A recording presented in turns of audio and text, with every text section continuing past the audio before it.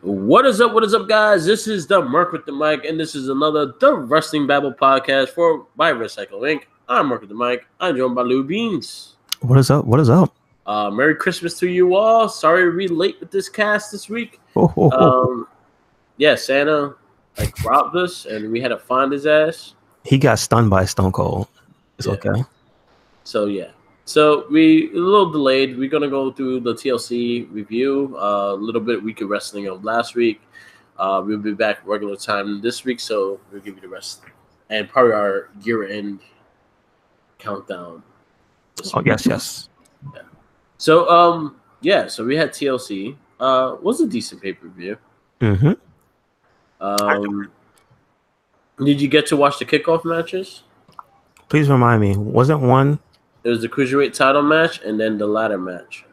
I saw the ladder match. I did not see the cruiserweight match, which I'm kind of sad. Yeah, that's the match you would want to see. Okay. Damn. So tell me now. Was that the match of the show for you? That was one of them. Yes, that was up there.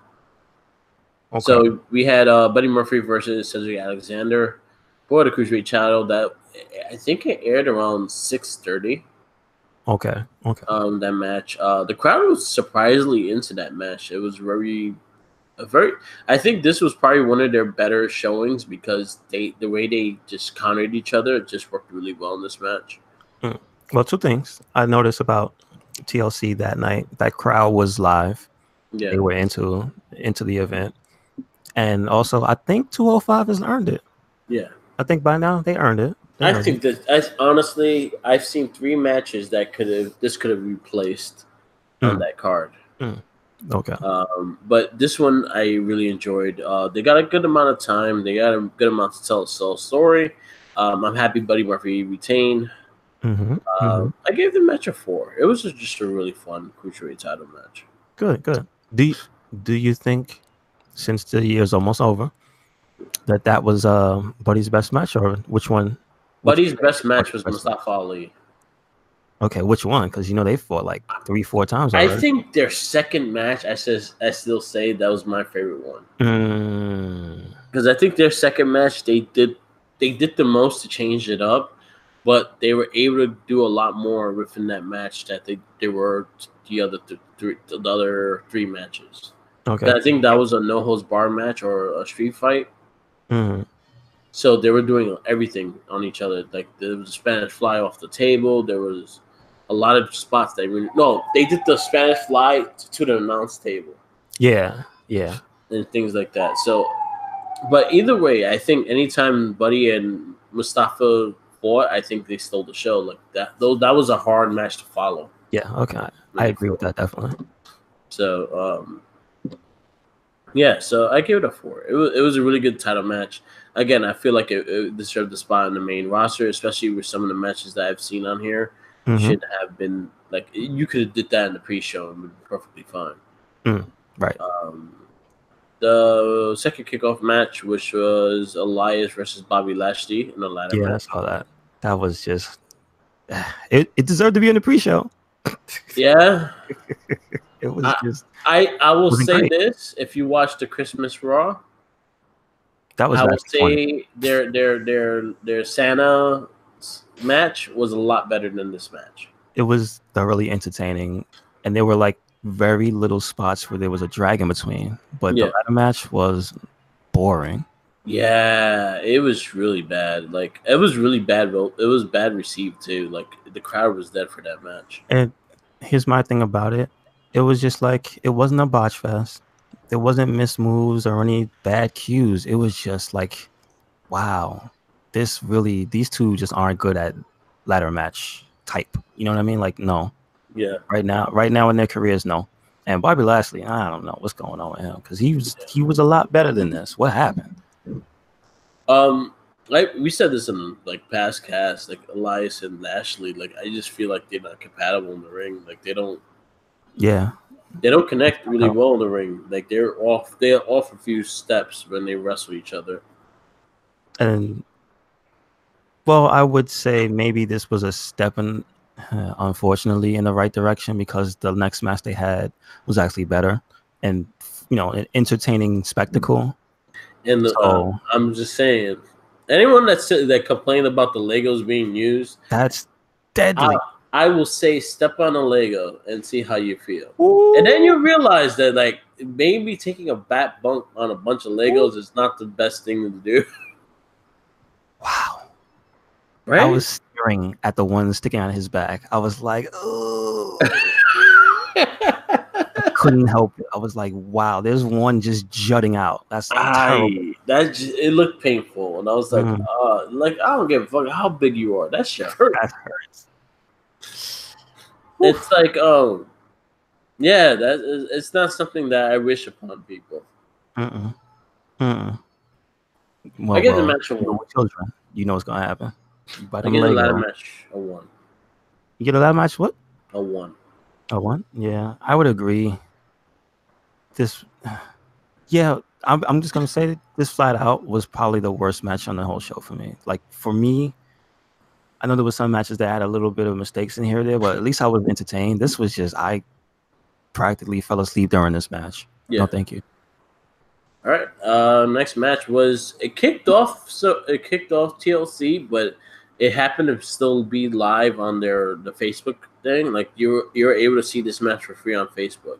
Okay, nice. It was because the Mixed Match Challenge, Carmella R-Truth versus Jinder Mahal and Alicia Fox, season 2 of the Mixed Match Challenge. Let me just say something before we get into this match. The Mixed Match Challenge in general, it was the most confusing shit I've ever seen in my life. Because one, you had a lot of injuries, which changed teams like drastically. Yeah. And I didn't even know the brackets. Like I was like, how the fuck these two? Like I have never seen them one in a match. So wait, yeah. Oh, no. Yeah, because I was going to say, wasn't Bailey supposed to be there, but then she lost a partner, and then they lost? Yeah, Bailey had Apollo, and that's where he cuffed Sasha Banks. Oh. Just bad. I mean, the whole lead up bad. Yeah. I know. Yeah, so I thought Bailey and Apollo was actually going to win it. But you know what? I understand R-Truth and Carmella. They've been very over. They've been very fun. They've been very entertaining. So I understand them being in the finals. But Jinder Mahal and Alicia Fox, like I honestly have not seen Jinder Mahal win a match since he lost the title. Man, and he still continues to lose. Yeah, still yes. Shanti, what is happening? What is going on with that? I can't. All right, going into this match again, I did not watch Mixed Match Challenge enough to understand that why these two are the finals, but these two made it to the finals. It made sense because of Carmella and R-Truth, their recent like kind of push because they've been very popular. Yeah, they've been entertaining at least somewhat throughout. So yeah, so it was an okay match. It was special. I would say it was a standard ass match. I would give it a 3. Just right off the bat, but the one thing I do like is that Carmella and Truth won. Yeah, I'll take a Truth win anywhere. Like we know he's not gonna win the Royal Rumble, but hey, whatever. Yeah. They give you the illusion that he could. He's gonna show up in the women's one. Oh shit! Yep, you're right. You're right. All right, so I'll give the match itself the 2.5. I'll give the promo after the match when he said the location they're gonna go to. That was pretty silly. That shit had me rolling. You go Stafford, Connecticut. She was so mad. Damn. I was like, yeah, that was perfect. That made me laugh. I was like, all right, that was worth this match. But see, that's the stuff I like about having Truth around. Yeah, you know, and Carmelo's pretty good to play off of him, so good for them. Yeah, he called Maurice. He called Mandy Rose Maurice. Maurice. Shit. Yeah, I'll give it 2.5. Okay. Next match is Braun Strowman defeats Baron Corbin. We'll talk more about the whole shit that went after the Monday Night Raw with the whole. All the McMahons are taking over now and all that shit. So we'll get into that. But this match wasn't. This match was just a slaughter in a way. I mean, this was just a storyline. Yeah. essentially is what this was. It wasn't a match. It was just a beatdown. Yeah. So I'm not gonna read. Oh, actually, no, we missed the match. SmackDown Tag Team Champions. The Bar defeats Usos Oh and yeah, the New Usos Day. New Day. Yeah, I saw This that. That match was was actually very pretty fun. fun. Yeah. Mm-hmm. Very fun match. Very again, what you expect from the Bar, Usos, and the New Day. A very fun match. Very competitive match. Again, I always will say this. I like when they mix up the teams, like Kofi and Xavier, because they give you a faster pace, different tag moves, different tag things, and everything like that. So it brings a different team to the table. I gave this match a 4 because I actually really liked the match. There's like 3 things I take away from this match that I would agree with you and give it a 4. Yeah. 1, Kofi doing the T pose in the air. I love that. When he just falls straight. Yeah. I love that. Sheamus was on fire during this match. I don't know if you noticed, but like he was just doing all types of shit this match. Yeah. He caught Xavier lovely, and that's how they won. Like, whew.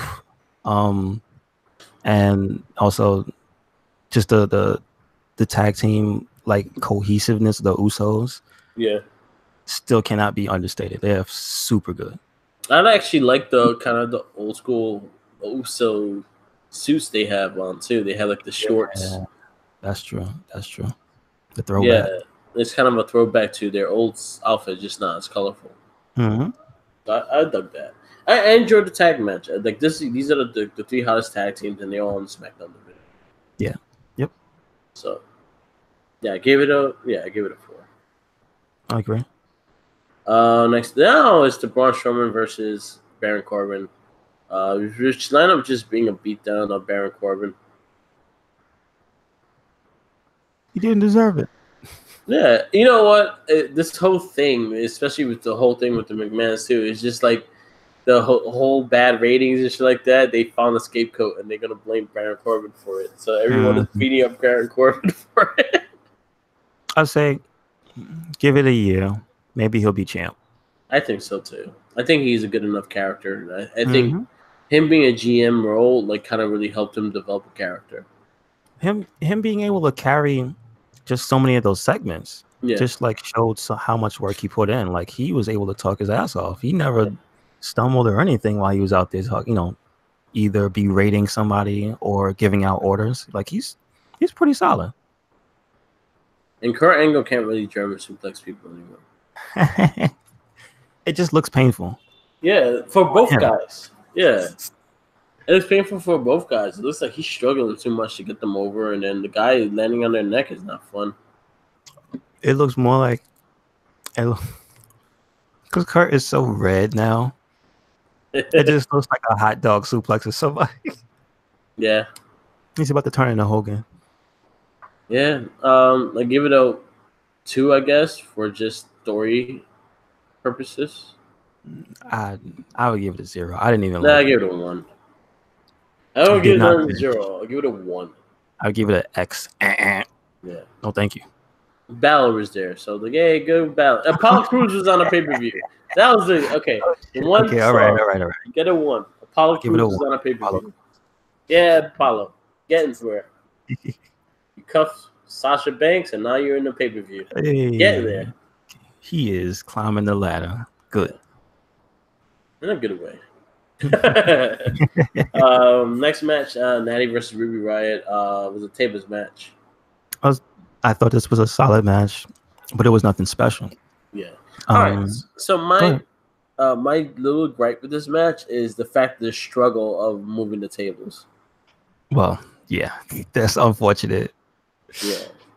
They like them some big ass tables. So like when you're gonna do matches like this, the table matches and stuff like that, you should have like pre-set up tables, like around the matches just to have. So it's easy for them to maneuver and get things going.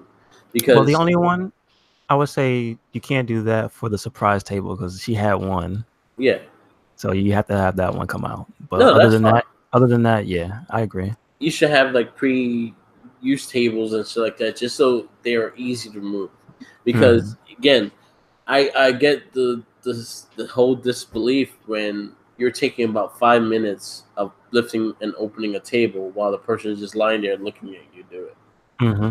So that's my little gripe with this match. I thought it was a solid match. I think Ruby Riott is a future like heel women's champion like down the road. I think her promos are getting better. She's just wrestling really good. Natty was a good. Their match was good. It's just I wish it was just a singles match without the tables. Really? Oh, okay. I think that tables just took off the illusion of the match because they just couldn't lift them. You right. You right. I mean, you can't treat them like children by giving them smaller tables. That'd be wrong. Yeah, you give it to the Japanese tables. Ooh, ooh, but they don't break. They just laugh at you. Or pick up them shits.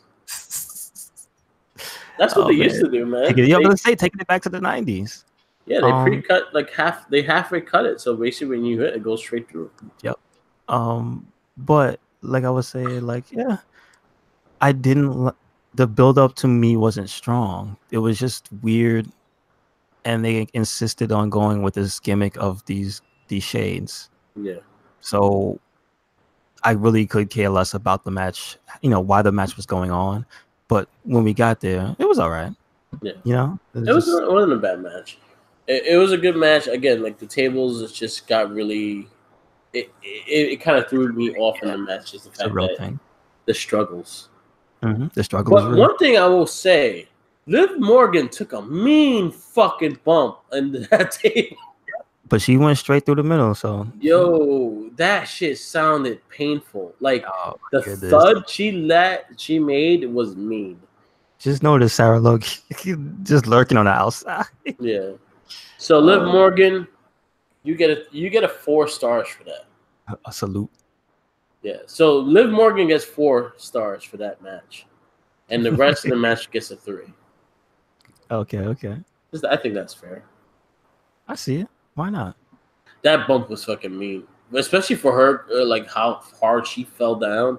I was like, damn, that shit's painful. But you know what's funny? She's not that heavy, and that table, like it fucking imploded. Yeah, like she felt like she was like 300 something pounds.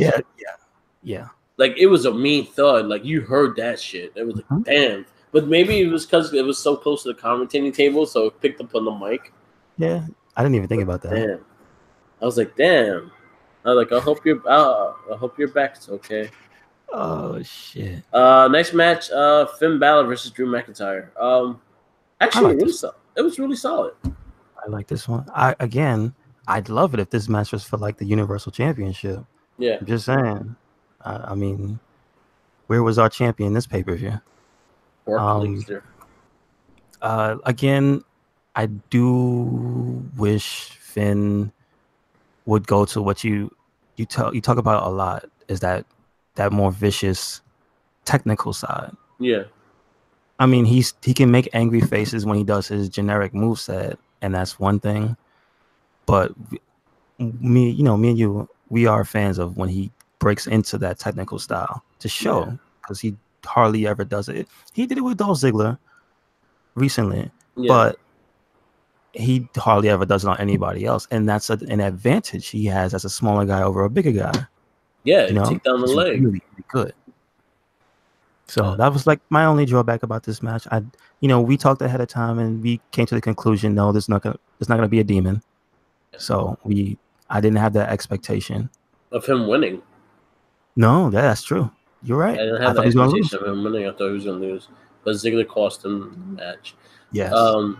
Yeah, like what I was saying before, the last time we actually saw that aggressive side, it was actually in NXT when he fought Samoa Joe.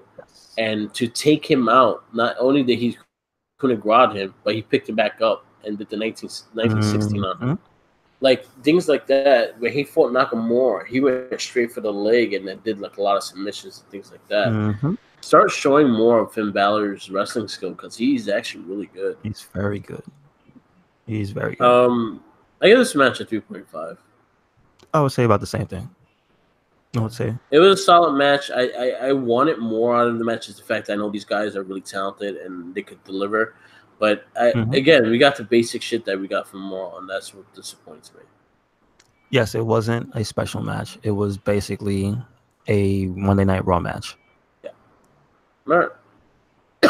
Next match, Rey Mysterio versus Randy Orton chairs match. I almost forgot about this match. This was low key about one of the surprises for me. Like it turned out a lot better than I thought it would. It was a fun match. Fucking Rey is amazing. Yeah. I thought it was gonna be really hard for Randy to make it look like he was hurting Rey without actually hurting him. You know what I mean? Like, yeah, if Randy swings a chair full force, Rey Mysterio will die. Yeah. So we have to sit there and already, suspend our disbelief. Like we know that. So, but Randy managed to do things in the match that he didn't need to do that, and I appreciate that. Yeah, it was a really fun match. And Rey's innovation cannot be understated. He fucking slid on that chair. That was the best thing I saw all night. Yeah. that was the moment of the pay-per-view for me. That was my moment. Him sliding on that chair, that was great. I give it a 4. Yeah, I give it a I give it a 4. For that sliding thing, I would give it a 4.5. Yeah. I love Rey Mysterio. Like, he always continues to try to be innovative. I think Randy Orton and him have like a lot of history, so it makes their rivalry a bit more personal. Yeah, and it was just I was happy because you and I both know how stale a Randy match can get. Yeah, and it was like, oh shit, all right. Ever since the Jeff Hardy thing, man, he's been taking a turn, and I like it. Next match, Raw Women's Championship match: Ronda Rousey versus Nia Jax. And we mentioned the pairing of Nia Jax and Tamina being completely ineffective, and it happened once again here. Yeah. Again, props on them because the moves that they ended up doing, Ronda doing to Nia, like, okay, she actually got to roll her over a few times, and it was like, all right, that doesn't look bad. Yeah. But the thing I don't like about Nia fighting anybody, and you agree with me, is that the power thing. Yeah.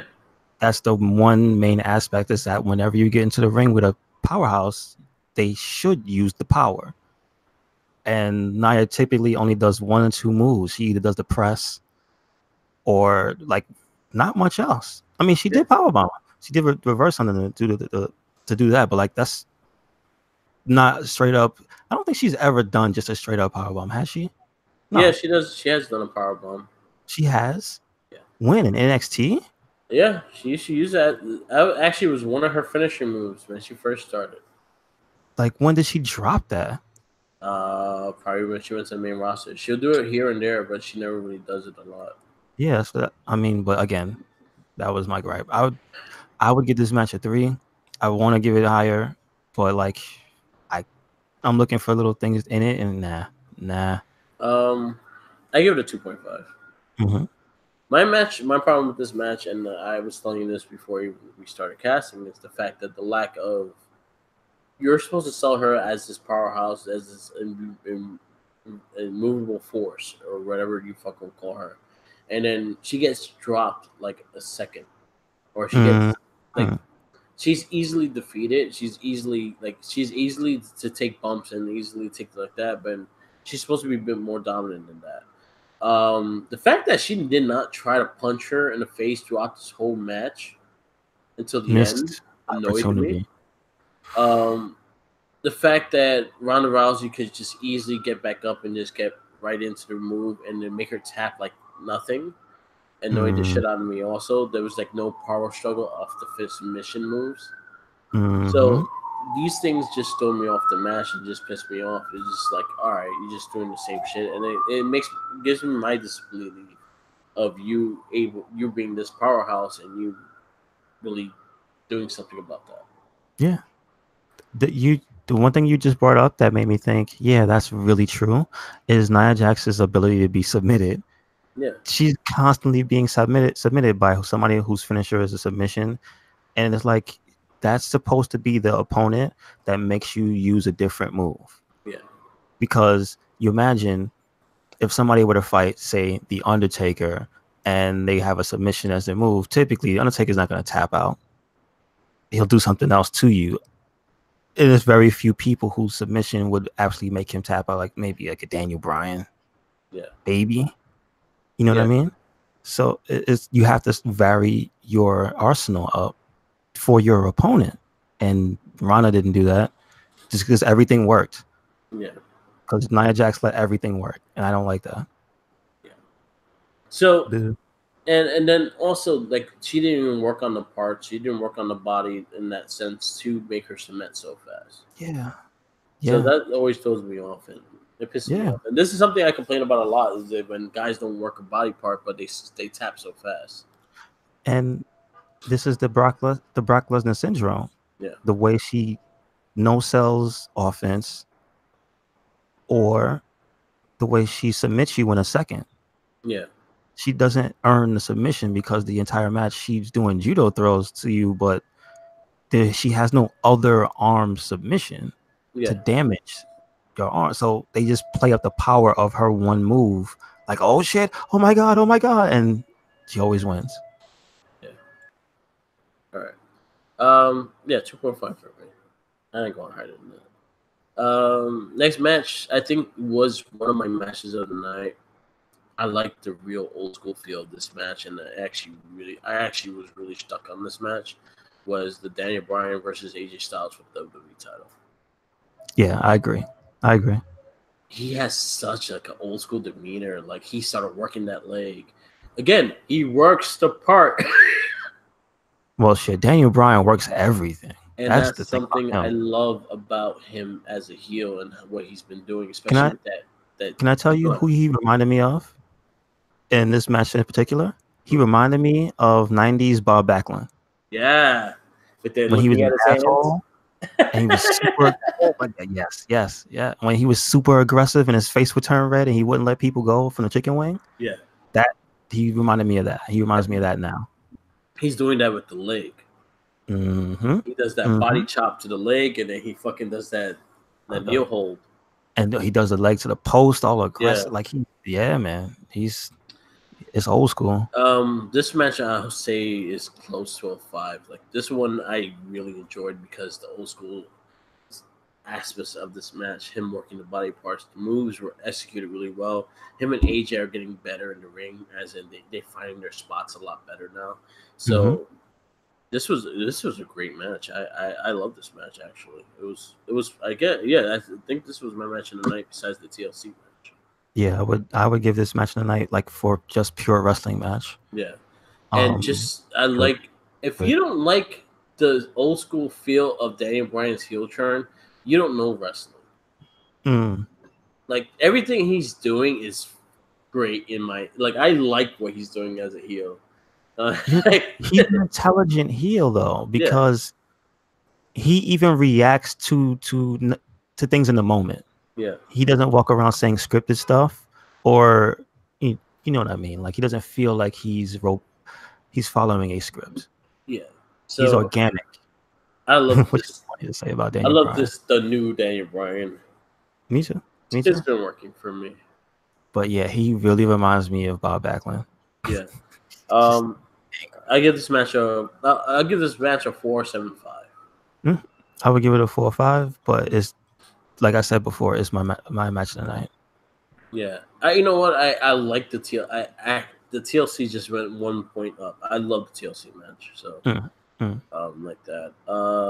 But yeah, again, old school feel to this match. I love the technicians. I love the leg work and the arm work and just the way these guys are meshing with each other now. Their matches are getting better and better.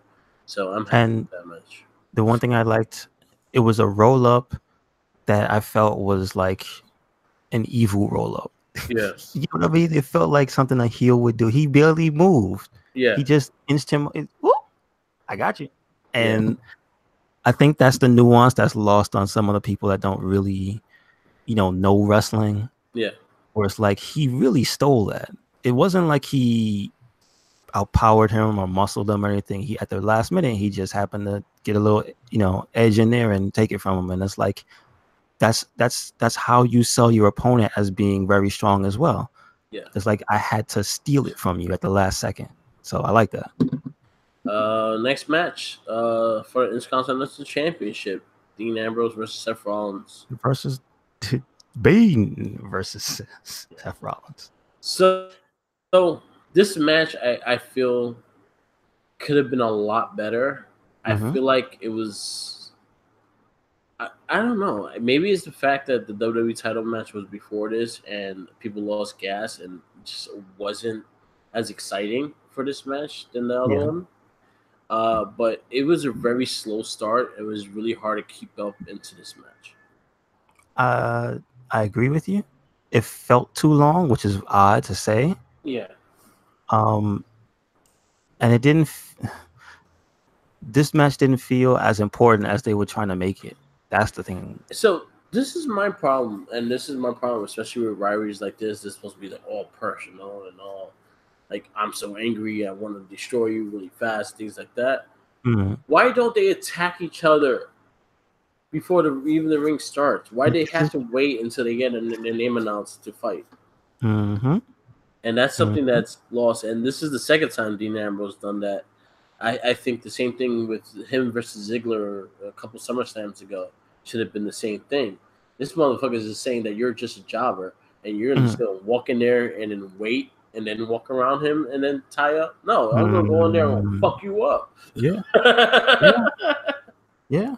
So I feel like the aggression of this match wasn't there for what it was trying to be. Yeah. They were trying to make it so personal. And it just felt like a regular ass wrestling match and kind of underwhelming at that. I agree with that. I agree with that 100%. So this match got a 3. I would give it like a 2.5. I wasn't invested. Here's what I think would have saved the match. If you would have made this the first match of the show, I think that would have saved it. Because then they would have came in hot. It probably wouldn't have been as long.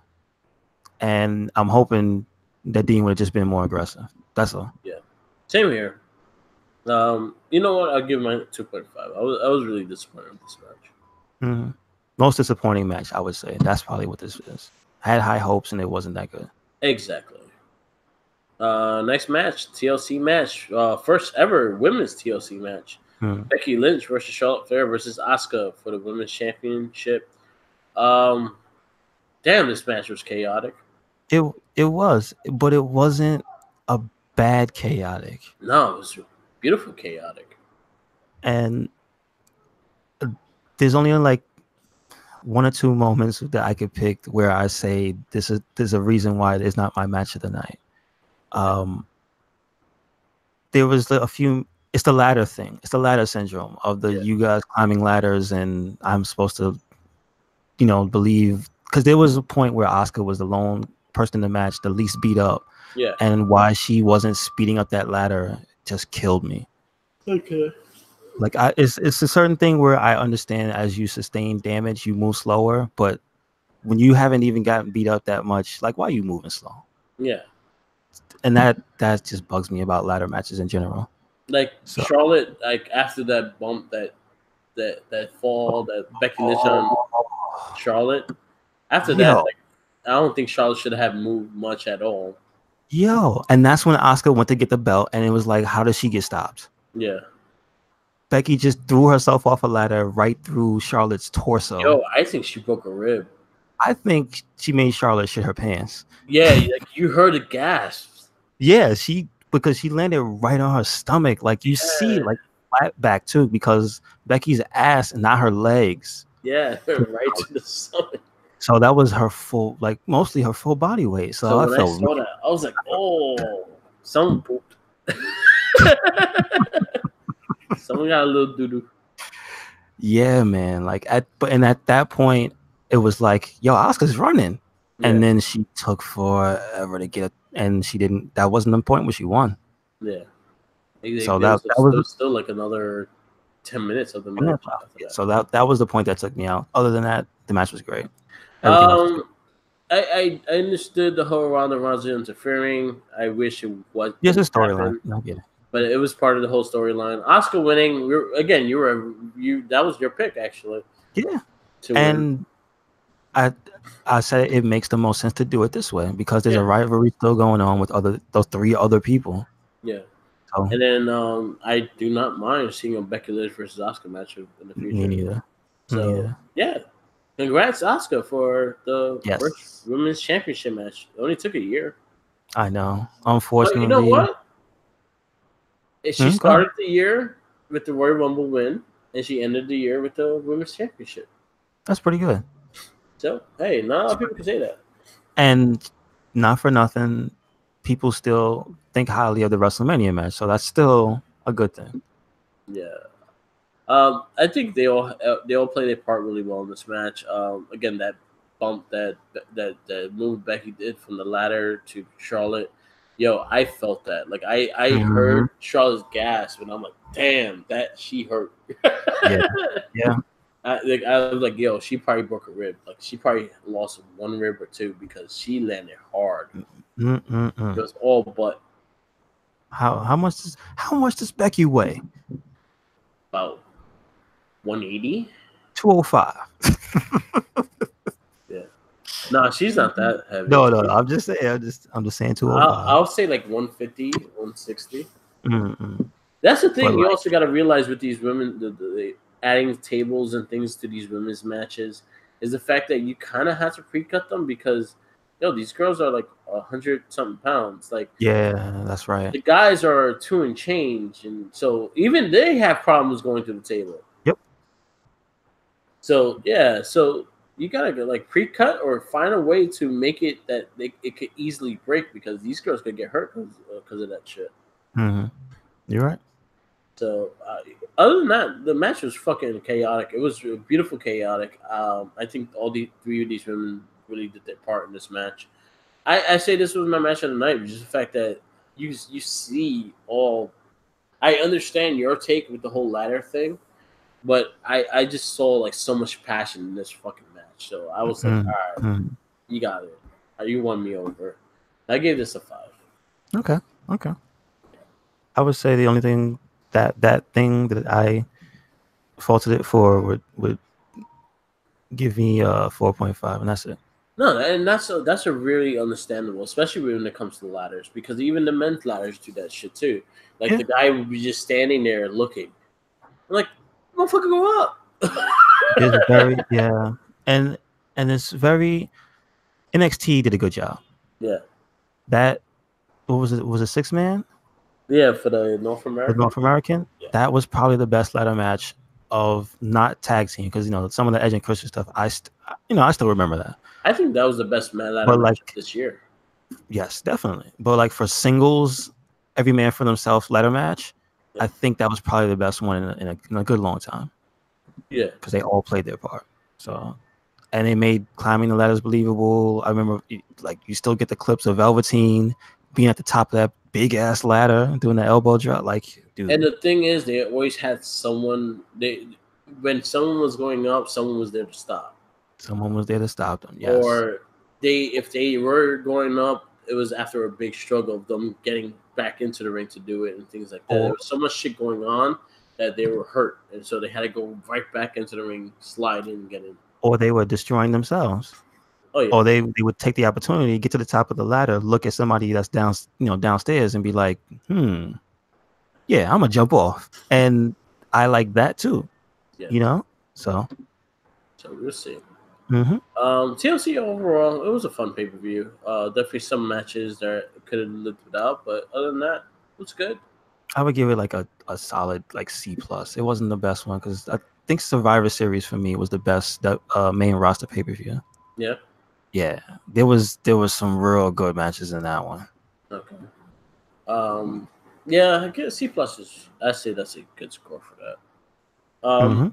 So Monday Night Raw, we had a big announcement of all the McMahons are now controlling Raw. They want to be more fan friendly and more like, oh, this is what you want, this is what you're gonna get, kind of thing. I got a question. Didn't they do that before a long time ago? Yeah, they do this every time when they struggle. Wait, wasn't there a pay-per-view that was based on that?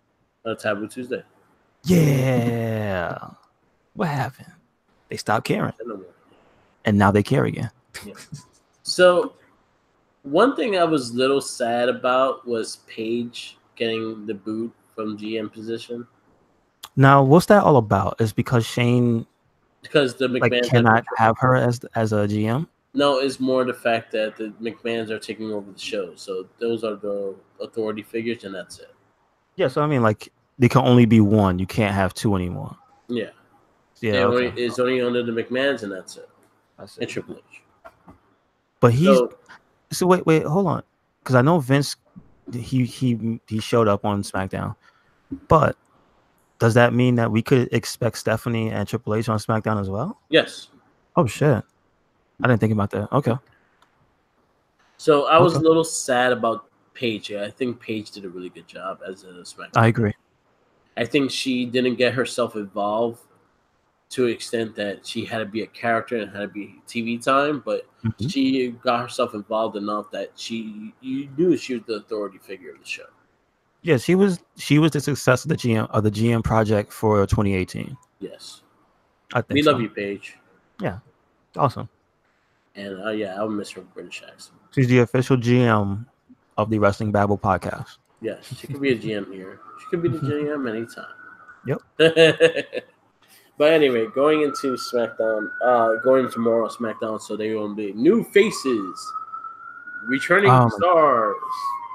Can I just say, before we go into this, that they need to stop showing the full promo. God. Of EC3.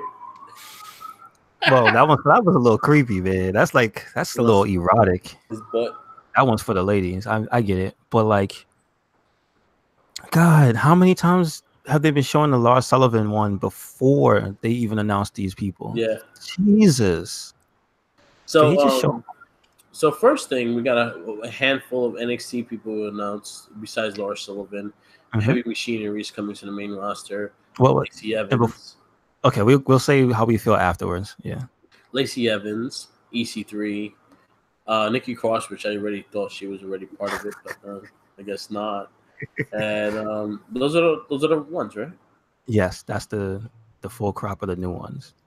I'm happy with the list. EC3 hasn't really had a really good showing for NXT wise, but I think his character fits more the main roster than NXT.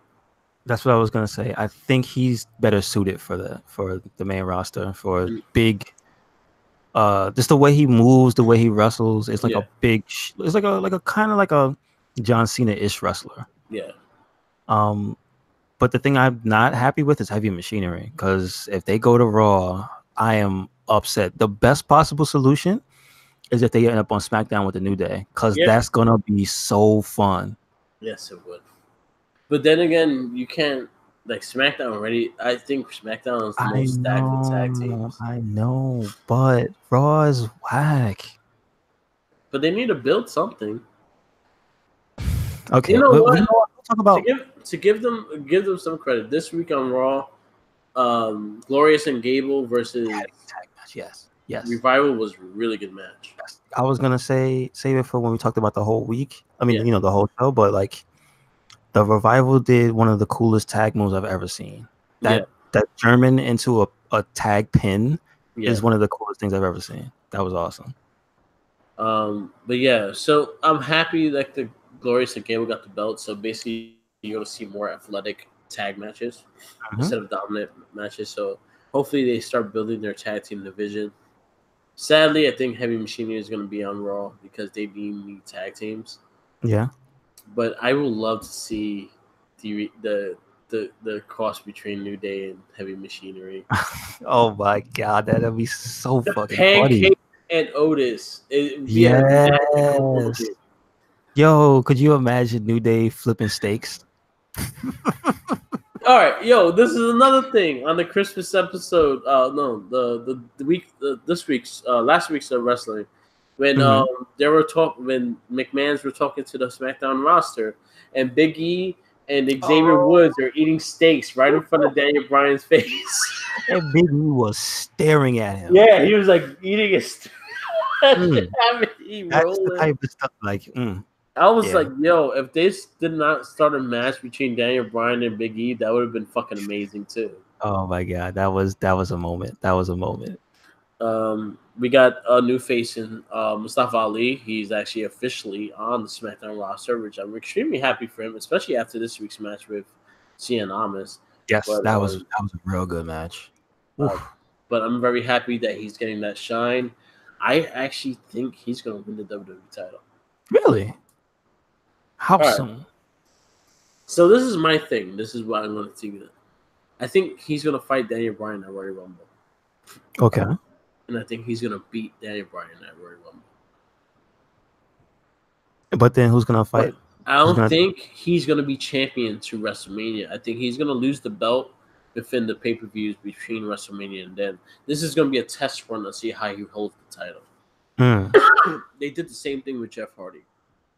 Really? Wow. And he knocked out the park, apparently. Yeah, Jeff Hardy first title win was on a Royal Rumble. He lost it the Elimination Chamber right before WrestleMania, and they just wanted a test run to see how he did with the title. Okay. And I think Mustafa Ali right now is probably the hottest thing on SmackDown. His reaction is really good, and you should just see how heartfelt he is about his career and everything like that. I think I sent you the link for the Lily Garcia podcast. Oh yeah, I listened to it. And it was an amazing podcast. Like, it was a great episode. Being a cop and him trying to be a positive thing in the cop. Like, you heard the things he said about like calling people about their parking tickets and shit like that, so they could just calling them others and stuff. Yeah, it's like, wow, like you wouldn't think about that. It's crazy. I'm very happy for him. Me too.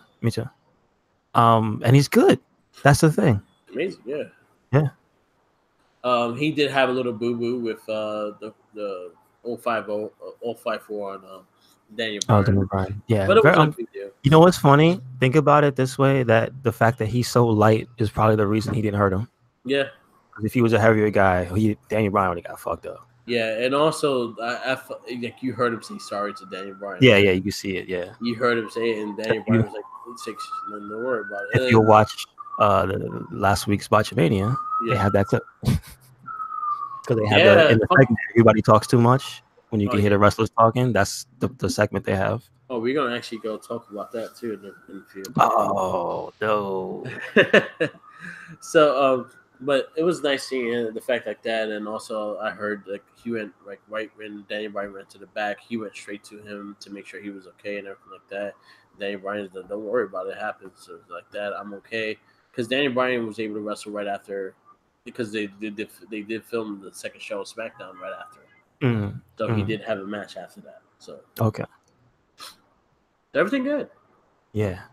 And the match with Cien Almas is a really, really good match. Yes, a very fun match. I hope to see more in the future.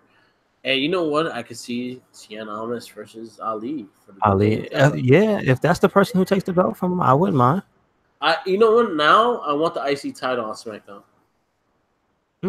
I don't like the US title. Really? I've never been a fan of. Are you not happy with our new champion, Rusev? I am happy with handsome Rusev because Star Wars will say so. You want to make some sweaters out of his beard? I'm just saying. My thing about the US title is just I just never felt it was a WWE title. Okay. It was a more of an NWA, WCW type of thing. So I always felt that the IC title, I think the IC title for me is like one of the standard titles. It's one of the building titles. And that was something that I've seen throughout my years of watching wrestling. Bret Hart started with that. Shawn Michaels, Razor Ramon, all those guys started with that belt and making it kind of par with the WWE title. Okay. So, and then I just like the way the IC title looks. You know what? Yeah. I think the belt does look a little cheesy. I think it's time for a redesign for the US title. But I will say I think the US title, it shines depending on who holds it and depending on the spotlight they want to put on it, because I feel they failed Nakamura very badly. They did. They didn't push him in a certain okay, here we go. My one gripe with Nakamura's US title run was that he had a title and he not once did he have any type of interaction with AJ. Yeah. He hit him in the dick like 17 times. And he was still a heel, and he has a title, and he didn't like rub it in his face. There was never a champion versus champion match with those two of any significance. Like, there was so much wasted potential with Nakamura, and I'm kind of upset about that whole thing. But what I was saying about the US title, I think they made it look good when Roman had it. Yeah. they really let him put it in a good spotlight. John Cena was probably the best U.S. champion of the last 5 years. True that. True. But you know what? I wasn't watching when he was like. There was a good while. I did see during the Open Challenge though. Yeah, that was the one the title reign I was talking about. Okay. Those were some of his, that was probably the biggest highlight of the U.S. titles when John Cena started the Open Challenge. Because a lot of good people were coming in, and he was challenging everybody. Yeah. He had an amazing match with Neville, Sami Zayn, Kevin Owens, and all that stuff. See, I didn't see the Neville match. Oh man, I'm gonna have to find that. Yeah, really good match. I'm gonna have to find that. Neville. Yeah, so I always saw the U.S. title as a secondary belt to the IC title. I never took it as serious as the IC title. The IC title was always have that part of my heart. So, but Mark, what about the European title? That shit been dead since I'll just say the 90s. Did they retire it with Owen? Like no, when he passed, did they retire it? Because I remember he was European champ for a good minute. They when Eric Bischoff started the GM, he kind of put all the titles together. Okay. So they unified. It got unified with the IC and US title. Oh, okay. See, the more you know. Yeah. But yeah, I kind of want the IC title on SmackDown because I just like the IC title more than the US title. So seeing Mustafa Ali as like IC champion is something I want to see. Seeing Omnis as IC champion is something I want to see. So, I could definitely see that. But you know what? You know what? I do like the potential of them being world champion on SmackDown because that basically makes it true that SmackDown is the land of opportunity. Yeah. And it also shows that you're willing to have a dude that's Afghani ascent win the WWE title. And you also show a guy that is a Mexican that's not the real that could win the title. And it's just that they haven't been there for that long. That's the other thing. It's like they're putting trust in them. Yeah. Is like that's a good gesture to have. So I would like to see that. And I think Lee's like backstage presence, I think it really sells him a lot of points because the McMahons like him a lot because of his he has so much respect. Okay, cool. He's very respected backstage because he's always making sure he learns. Like kind of like how Cena is, like the first one to leave, last one to go. That's kind of the mentality he has. He's sitting there next to AJ. Yeah, because remember that's the second this generation's workhorse. Yeah, won't let you forget it. Pitbull punched McMahon in the face. Well, he was asking for it. That's all I gotta say. And he was like, "Yeah." Somebody should have put that gif of him making that face when he pulled out of the chair. That made me laugh. He's like, McMahon got what he got. He got what he wanted. But yeah, congrats, Handsome Rusev, U.S. champion. Yes. I love how much people love Rusev, though. Yeah, it's about time. I love that. Like not for nothing. And anybody listening, if you haven't seen it, just watch that match with him and Shinsuke. Also, a very good match. Yeah. Him and Shinsuke have very good chemistry. Yes, they probably had two of their best matches with each other. When the belt was on the line too. But like when he won, that building went fucking nuts. Like they were like the last 5 minutes of the match, the entire building was chanting Rusev Day. Yes, it was. That was crazy. You want to know what was a missed opportunity with Nakamura? Or Uncle Sam Nakamura? Oh man, and he had the coolest suit he ever had on. Yeah, that black and red John. Oh, yeah, he looked like Shadow. He looked awesome, dude. He looked like Shadow the Hedgehog. Oh wow, I didn't even think about that. Where his shoes at? With the rockets on the bottom. When I saw it, I was like, "Oh shit, it looks like Shadow. Looks dope." Oh, what was you gonna say, Mark? No, I was just really happy. I was like someone posted it as a post on Facebook, and I was like, "Yeah, it looks like Shadow." Okay, cool. Yeah, but yeah, it was a really cool thing to see. Especially again, the two shows that we saw this week and last week, they all filmed in one show. So whoever was on Raw and SmackDown last week got a Christmas bonus show that day. So they were out the arena probably like at 1 o'clock in the morning. Oh wow, damn. Yeah, it was a long night. Wow. And you know what's funny? I mean, I didn't go looking, but I didn't really see too many people like straight up spoilers in my timeline. I mean, maybe it's the people I follow. Yeah. But I follow a lot of wrestling people, and nobody was just like here. So I'm like, all right, that's not bad. I'll send you the picture of Shadow and Nakamura. Okay. But yeah, it was a funny comparison. I actually like the bodysuit that Nakamura. Yeah, like I like the evolution of Nakamura's outfit because I think he slowly started to realize that the fans like the way he looks with the jacket on when he comes in. Yeah. And to incorporate that into his outfit, it was like, oh, that's pretty cool. Because the blue one looked a little Yeah. It looked a little like that was his leisure suit. But that red one looks dope. That is top tier. Something Hurricane made me laugh at it on Twitter. Hurricane Helms. I just saw John Cena survive a punch from an Autobot. No wonder I couldn't chokeslam him. Oh shit! Damn. Yeah. I'm curious. I want to see that the Bumblebee movie. Yeah, I heard good things about it. I do gotta watch it. I still gotta see Spider-Verse, so that's gonna be first. Mm-hmm. Yeah. So and also I found a random thing. I like Weird Al Yankovic used to have a TV show.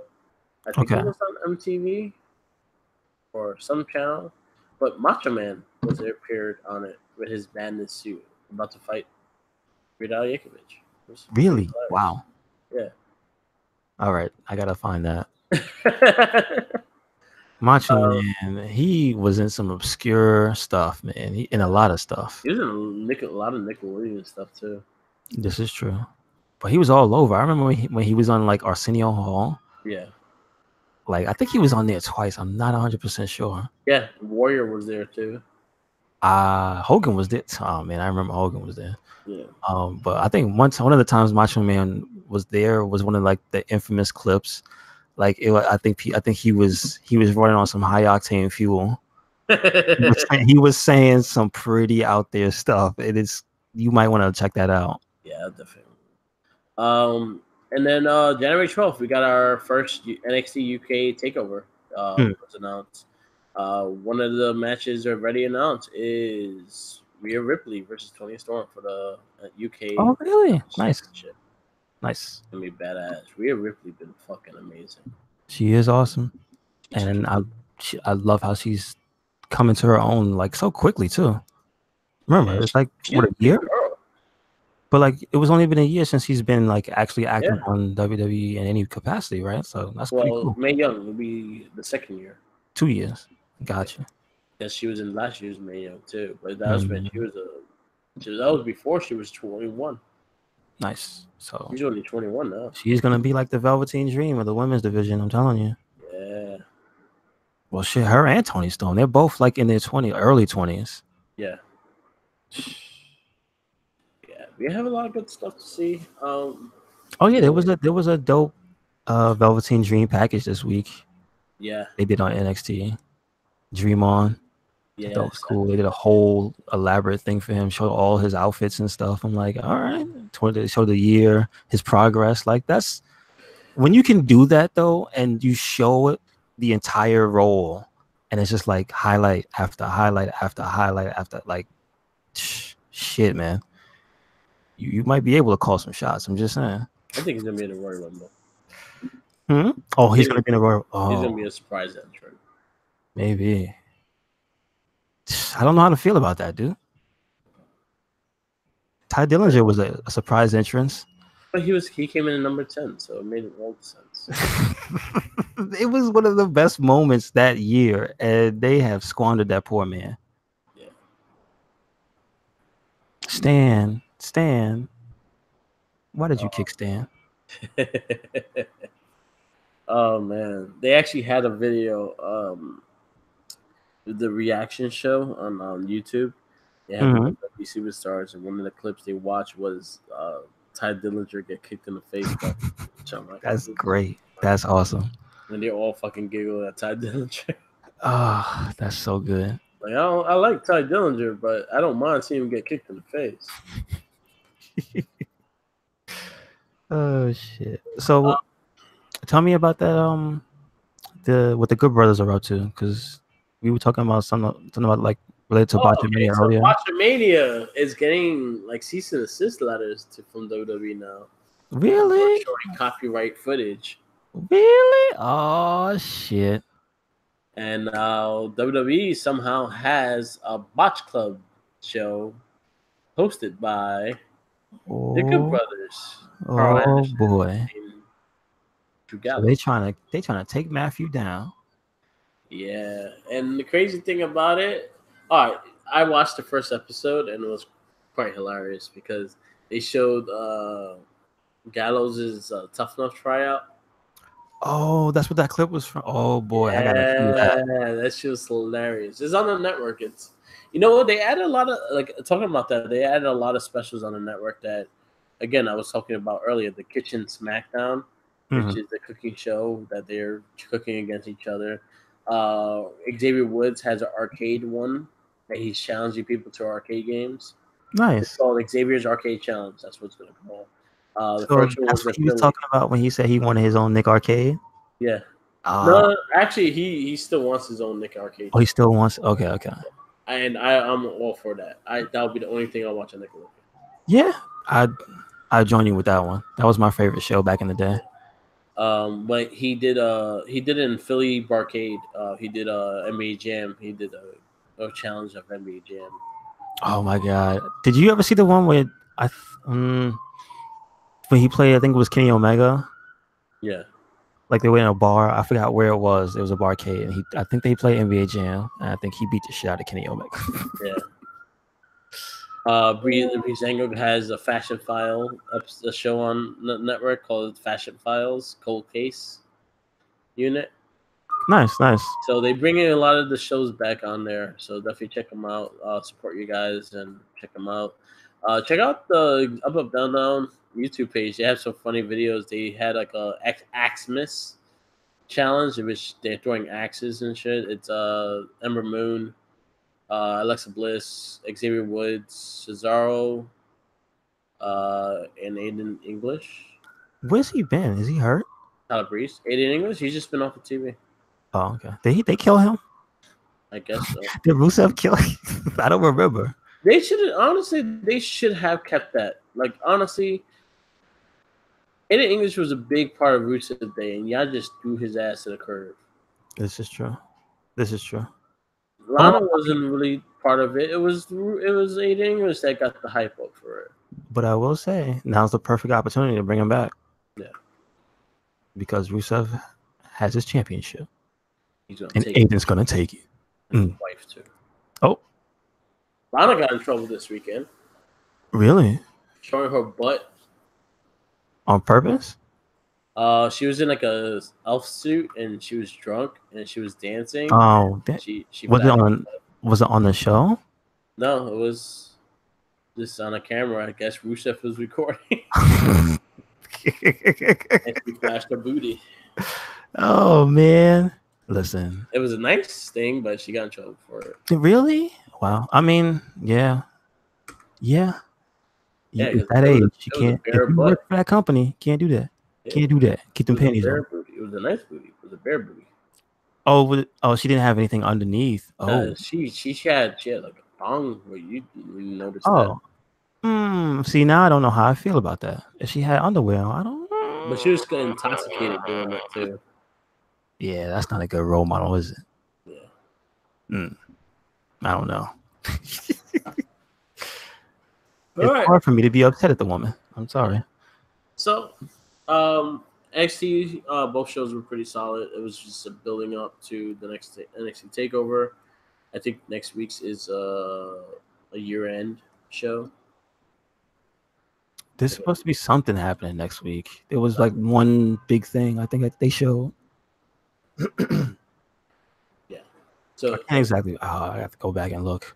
yeah. I don't So think it was Ricochet. I think it was somebody else. yeah. Okay, so it might not be a year-end show. I think it's good. It's continuing, but I know 12-5 was a year-end this week. Mm-hmm. Last week it was a solid show. Yes. Um, and then It's been really good. The one before that was the one with Grand Metalik versus Buddy. yeah, And then I think last week was was it Cedric? it was Cedric. No, it was I'm trying to think. Drew Which one Gulak. was the one?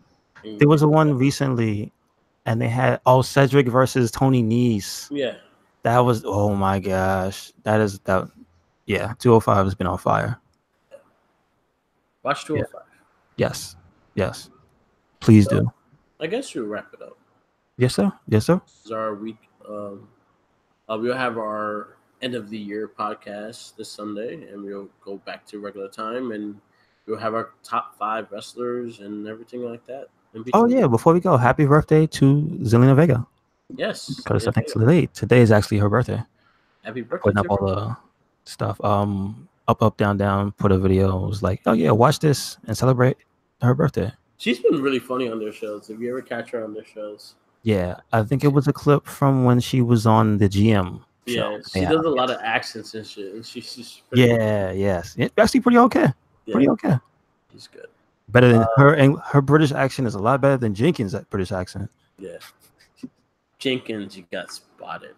All right, we're gonna wrap this up. Merry Christmas, Happy New Year. We'll see you guys on Sunday with a new Wrestling Babble podcast. That'll be our year-end episode. Guess we'll talk about everything past 2018 that we still remember. Like. So please follow us on all our social medias. Facebook, the Wrestling Babble page, the Recycle Inc. page as well. Check us out on Twitter, Instagram, Tumblr, YouTube, and SoundCloud on the Recycle Inc. and the Merc with the Mic. Both different pages, all have the same stuff. Just share, like, subscribe, and WordPress for Recycle Inc. Yes. Check out Mike's Soul Calibur playthroughs. Oh man, check out that. Check out his Monster Hunter one. I actually dug that one because I like the music behind it. Yeah, I was gonna say this past week I've been doing Monster Hunter because there's a limited event, so I've been running through that, showing off some of the stuff that you get. So it's actually worth it if you play the game. So go ahead. And I liked the music you played through it, so it was actually very cool. This time I got lucky and picked songs that would not get me copyright struck, so that's good. Yeah, that copyright is watching you. Botchamania. All right. Peace out, and maybe there might be a rest in peace Botchamania. Hopefully WWE he's been in trouble before, so we'll see. Hopefully they don't take him down. I love Matthew. He follows Recycle Inc. He's probably gonna like line up working for WWE. I mean, that would be awesome. That's a lot of money in his pocket. Yeah, so we'll see what happens. Stay tuned for Get Spread Out Spread podcast. It'll be our also late podcast as well. And yes, Merry Christmas, Happy New Year, Happy Kwanzaa was yesterday. Yes, just happy holidays. I don't know. Yeah, whatever the fuck you anything, whatever you celebrate. Have a happy one. Yep. Peace.